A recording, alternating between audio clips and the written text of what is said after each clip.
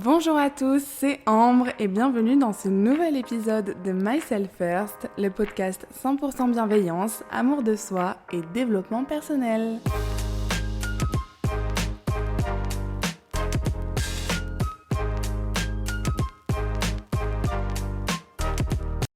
Il y a quelques jours, c'était la Saint-Valentin et en l'honneur de ce jour spécial, je me devais de faire un épisode sur les relations amoureuses, mais en tant qu'éternelle célibataire, je me suis dit que j'allais plutôt me concentrer sur l'absence de relations amoureuses dans une vie. Et oui, en 21 ans d'existence, je n'ai jamais fêté la Saint-Valentin, je n'ai jamais été en couple et je ne suis jamais tombée amoureuse. Et des fois, ça fait bizarre parce que autour de moi, j'ai l'impression que tout le monde a déjà eu une histoire sérieuse. J'ai des copines qui enchaînent les relations amoureuses. Et ma cousine qui a 1 an de plus que moi, ça fait 8 ans qu'elle est en couple. Donc je me sens un peu seule des fois. Enfin bref, dans l'épisode d'aujourd'hui, j'aimerais normaliser le fait de ne pas être en couple. J'aimerais essayer de comprendre pourquoi il y a autant de pression, autant d'enjeux autour du fait d'être en couple dans la société. Et j'aimerais tout simplement vous partager ce que toutes ces années de célibat m'ont appris. Dans cette première partie, je voudrais vous partager mon ressenti sur le fait d'être en couple. Est-ce qu'on est toujours en couple par amour ou est-ce que des fois, on est en couple par conformité ? En fait, dans notre société, le plus commun, c'est de vivre en couple. Ou du moins, c'est ce qu'on essaye de nous faire croire depuis tout petit à travers les médias, la littérature, notre éducation. Voilà, depuis toujours, on voit de l'amour et des couples partout. Dans les Disney, dans les contes, dans notre entourage, dans la religion. Donc, on grandit avec l'idée que la norme, le but ultime, c'est de trouver sa moitié. Et d'ailleurs, on va faire une petite minute culture, parce que cette histoire de moitié, d'âme sœur, ça me fait penser au mythe d'Androgyne.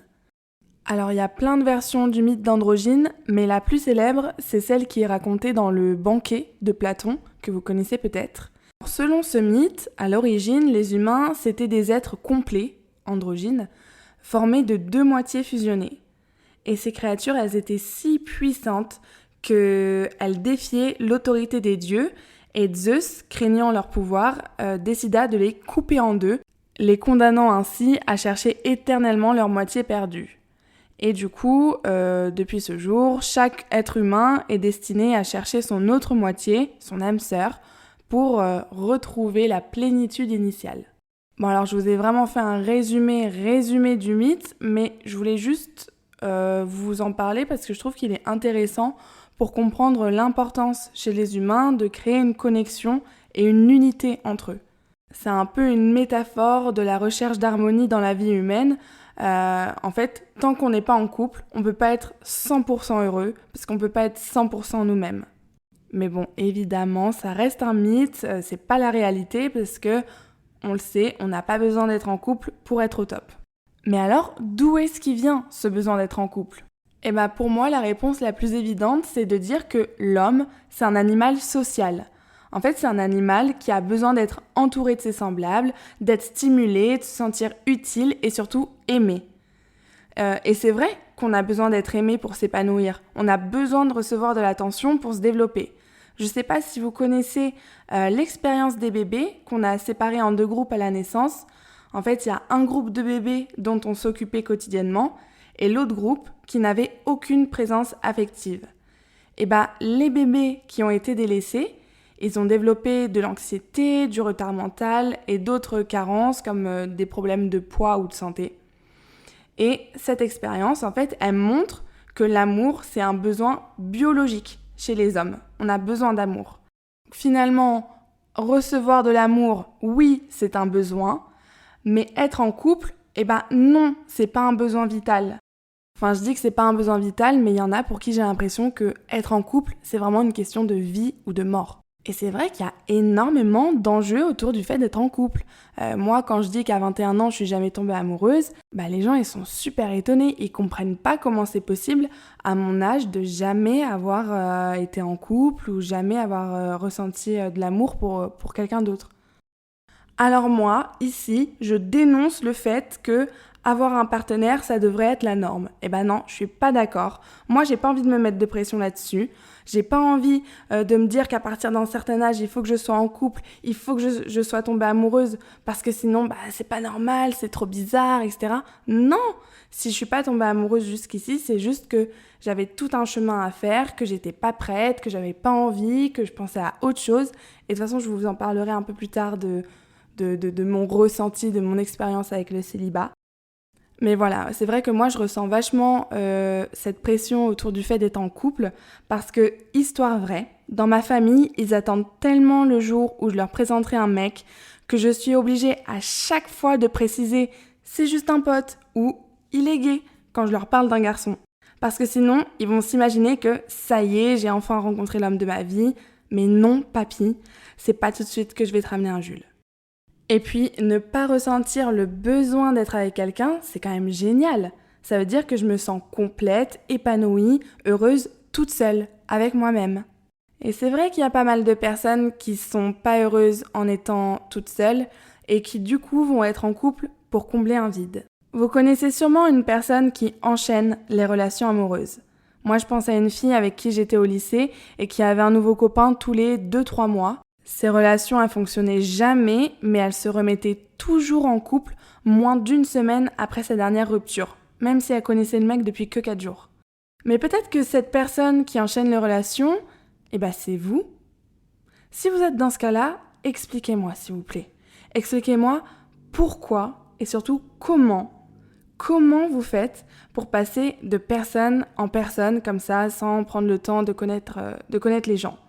Je sais pas, ça vous saoule pas à chaque fois de vous présenter, quelle couleur t'aimes, ça te dit d'aller boire un verre, qu'est-ce que tu cherches dans la vie, etc., etc. Franchement, vous êtes courageux parce que moi, j'aurais trop la flemme.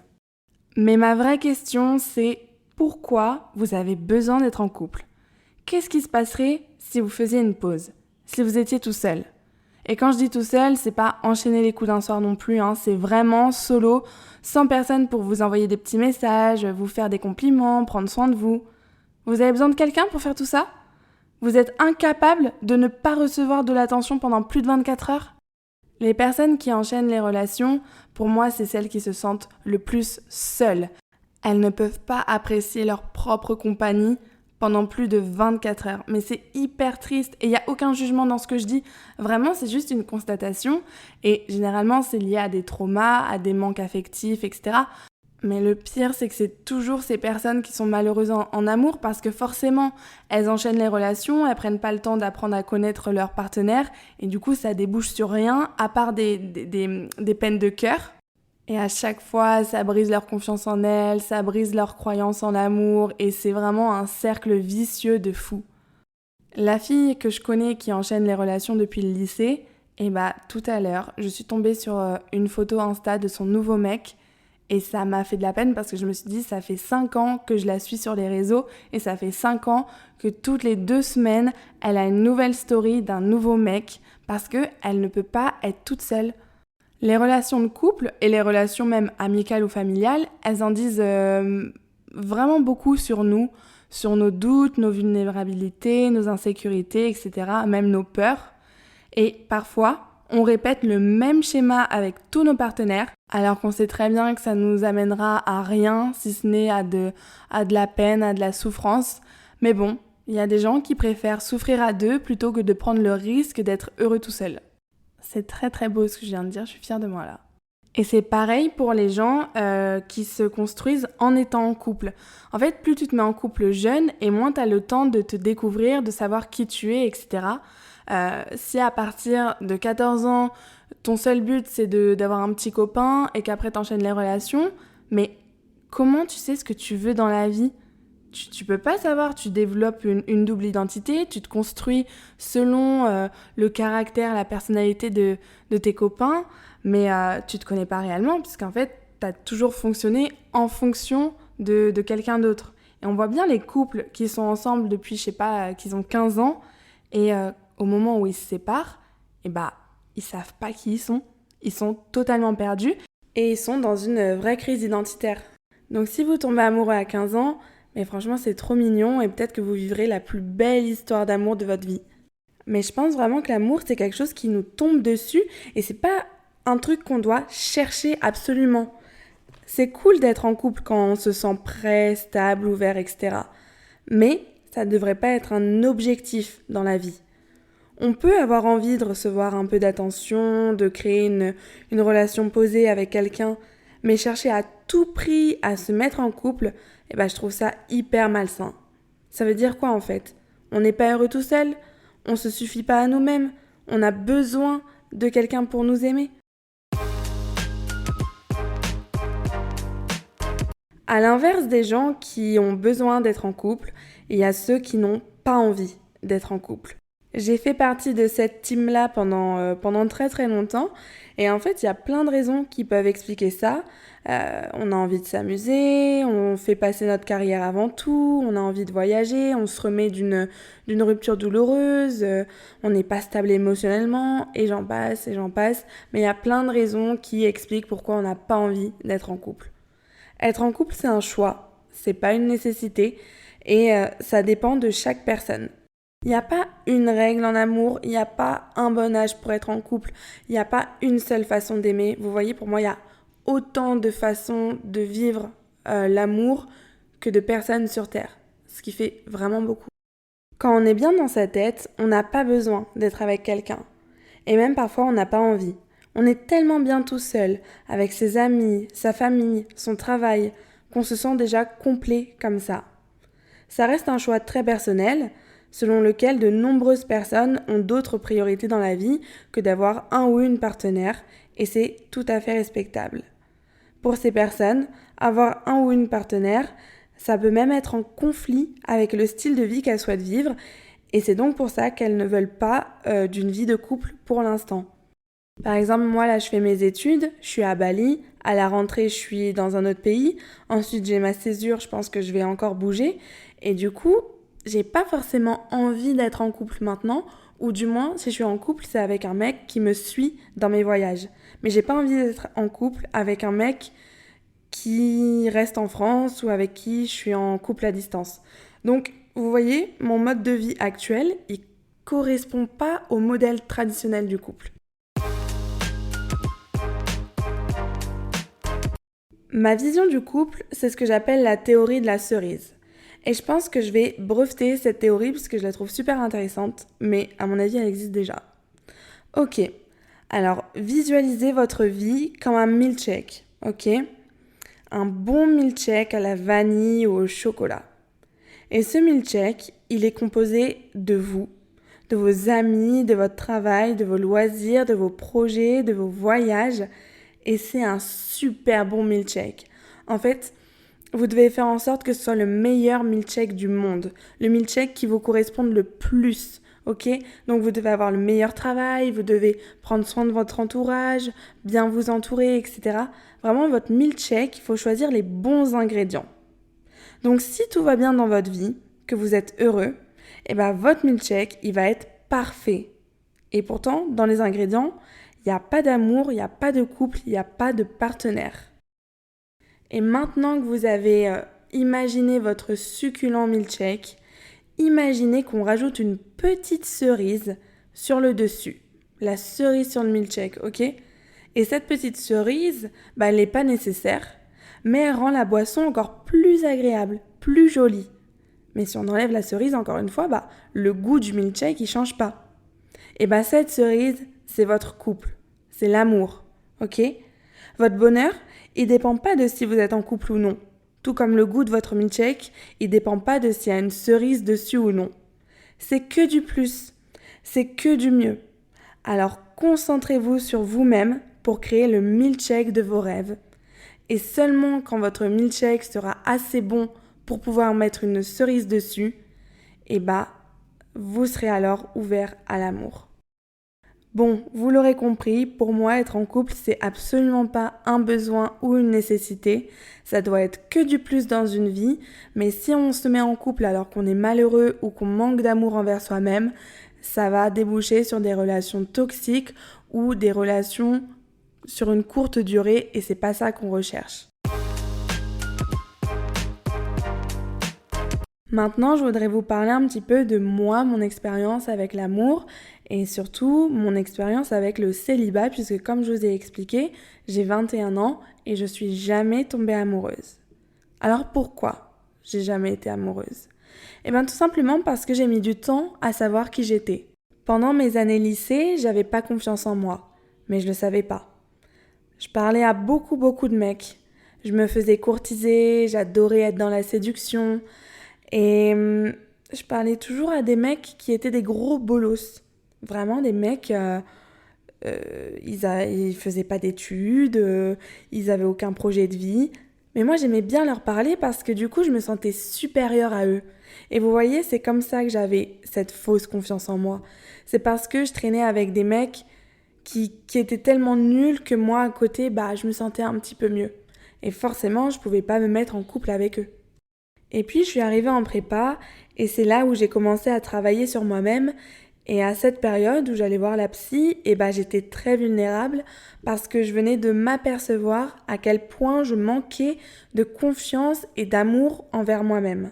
Et c'est aussi à ce moment-là que j'ai rencontré un garçon qui était en prépa avec moi et qui m'apportait de l'affection, qui me regardait avec des yeux en forme de cœur, et puis me faisait rire, et puis s'intéressait à moi, et puis il était dans cette posture de sauveur, et moi j'étais dans la posture de victime. Et donc il y a un jeu psychologique qui s'est installé entre nous sur du flirt, et en fait ça a débouché sur une relation hyper toxique parce que lui, il me promettait des choses, mais il faisait le contraire par derrière. Et moi, je m'accrochais à tout ce qu'il disait, mais quand ses actes y suivaient pas, ça me brisait le cœur. Et à la fin de cette relation, j'avais la boule au ventre tout le temps, je me réveillais en pleurant parce que j'avais rêvé qu'il avait vu d'autres filles, etc. Et dans la réalité, il voyait vraiment d'autres filles dans mon dos, mais grosse relation toxique. Et c'est même pas forcément lui le problème, hein. C'était juste nous deux ensemble le problème. Et c'est aussi pour ça que j'insiste autant sur le fait qu'il faut être heureux avec soi-même, il faut apprécier sa propre compagnie, il faut s'aimer et s'accepter comme on est pour pouvoir vivre des relations saines. À la fin de la prépa, on a décidé d'arrêter de se fréquenter avec ce garçon parce que lui, il cubait et moi, je rentrais en école de commerce. C'est une relation qui m'a beaucoup abîmée, mais qui m'a surtout appris beaucoup de choses. J'en ai tiré les bonnes leçons et c'est vrai que j'avais mis ma dignité de côté. Franchement, j'ai eu honte de mon comportement dans le sens où, mais comment j'ai pu accepter d'être traitée comme ça? Et donc, je suis arrivée en école de commerce avec cette idée que je ne veux absolument pas m'attacher. Je ne veux pas m'attacher, je ne veux pas revivre ce que j'ai vécu avec ce mec. Et en école de commerce, si tu veux t'amuser, tu t'amuses. Moi, je me suis bien amusée pendant 1 an et demi, zéro attache, j'ai parlé à aucun mec, franchement, j'ai bien kiffé mon célibat, j'ai vécu plein d'expériences, c'était très drôle, très marrant, et franchement, c'était une bonne époque. Je parle au passé parce que aujourd'hui, je pense que ça y est, pour la première fois de ma vie, je me sens prête à m'engager dans une relation, je me sens ouverte à l'amour, je m'aime suffisamment pour aimer en retour. Encore une fois, je ne cherche pas à être en couple, je suis très bien toute seule et j'ai encore beaucoup de choses à vivre toute seule. Ces années de célibat, elles m'ont permis d'en apprendre beaucoup sur moi, elles m'ont permis de prendre conscience de ma valeur et plus le temps passe, plus je me dis que waouh, si je suis en couple avec un mec, va falloir que ce soit un bête de mec. Va falloir que ce soit un mec qui assure. Parce que moi, je sais ce que je vaux, je sais ce que je veux. Et je sais que je mérite d'être heureuse. Et je mérite quelqu'un qui m'aime au moins autant que moi, je m'aime. J'adore être célibataire parce que c'est vraiment une forme de liberté. Et ça me permet d'être à Bali, là, actuellement. Et peut-être que si j'étais en couple en France, j'aurais pas osé partir à Bali. Mais là, je profite. Vous savez, un jour, je pense que je vais être en couple. En tout cas, j'espère que je vais pas finir ma vie toute seule quand même, hein, parce que j'ai pas envie de mourir avec 3 chats. Et je sais qu'il y a la bonne personne qui m'attend au bon moment, au bon endroit. Et en attendant de tomber sur cette personne, j'ai juste à profiter, à travailler sur moi, à faire mes expériences, à voyager, Tant que je suis libre et que je peux faire tout ça, que j'ai pas la contrainte de l'amour, parce que l'amour, des fois, par amour, on fait des sacrifices. Et moi, j'ai aucun sacrifice à faire pour l'instant, donc j'en profite à fond. Mais voilà, être célibataire, ça m'a permis de me construire seule. Aujourd'hui, je m'aime, je me sens forte, indépendante, j'ai mes projets, je suis bien entourée, je suis heureuse et épanouie. Et tout ça, je le garde bien en tête pour quand je serai en couple. Parce que j'ai pas de vide à combler. Donc l'amour supplémentaire qu'un homme pourra m'apporter, ce sera vraiment un supplément de mon bonheur, la cerise sur le milkshake. Mais si on venait à se séparer, je saurais que tout ce que j'ai là actuellement, tout ce que je suis devenue, ça va rester. C'est pas parce qu'on enlève la cerise que le milkshake il a un goût de caca. J'ai nommé cet épisode « Un jour mon prince viendra » parce que je me sens un peu comme Blanche-Neige. Une princesse entourée de nains, sauf que les nains c'est mes frères et sœurs. Non, plus sérieusement, si je suis pas en couple aujourd'hui, c'est pas grave. Parce que ça me laisse le temps de me construire, de me connaître et de m'aimer toute seule. Mais je sais que mon prince viendra. Je crois au coup de foudre, à l'âme sœur, à la bonne personne. Et mon prince, il m'attend quelque part. Et je le rencontrerai quand on sera tous les deux prêts à s'aimer. Et d'ailleurs, peut-être que je le connais déjà. Peut-être qu'il écoute mon podcast. Je me fie au destin et en attendant, j'apprends. Je savoure tous ces moments de célibat parce que, imaginez, le premier mec avec qui je sors, c'est l'homme de ma vie et on finit nos jours ensemble. Je serais bien contente d'avoir vécu ma jeunesse en étant seule parce que ça m'aura permis de faire toutes mes expériences. Et puis honnêtement, je crois que je suis déjà en couple avec moi-même. Parce qu'à la Saint-Valentin, j'ai mis ma plus belle robe, j'ai fait mon meilleur brushing et je suis partie au restaurant toute seule en soirée romantique. Et c'était génial, j'ai fait un petit date avec moi-même parce que pas besoin d'avoir un mec pour la Saint-Valentin en fait. J'aimerais conclure cet épisode en disant que c'est normal d'avoir envie de recevoir un peu d'attention des fois. C'est normal de fantasmer devant les comédies romantiques. C'est normal de se demander si un jour on trouvera notre prince charmant. C'est normal de se poser toutes ces questions. Mais si vous n'êtes pas en couple, si vous n'avez jamais été amoureux, c'est normal aussi. Ça veut juste dire que vous n'êtes pas prêt, que vous avez d'autres choses à vivre avant. Alors savourez tous ces moments où vous pouvez vous rencontrer, où vous pouvez vous construire tout seul.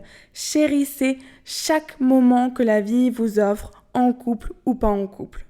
Mieux vaut être seul que mal accompagné.